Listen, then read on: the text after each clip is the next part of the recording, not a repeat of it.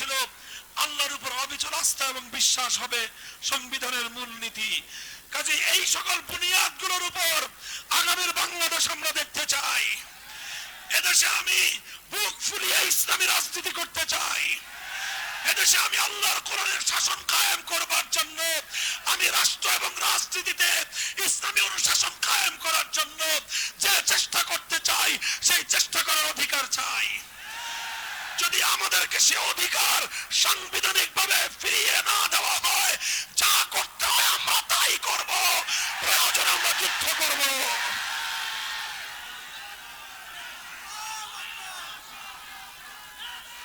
আল্লাহ পাক রব্বুল আলামিন আমাদের সকলকে কবুল করুন।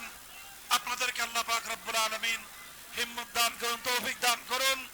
আমাদের এই পবিত্র জনপদকে আল্লাহ পাক সকল বিদেশি আগ্রাসী ভিনদেশী শক্তির হাত থেকে, তাদের ষড়যন্ত্রের রোশনাল থেকে আল্লাহ পাক হেফাজত করেন।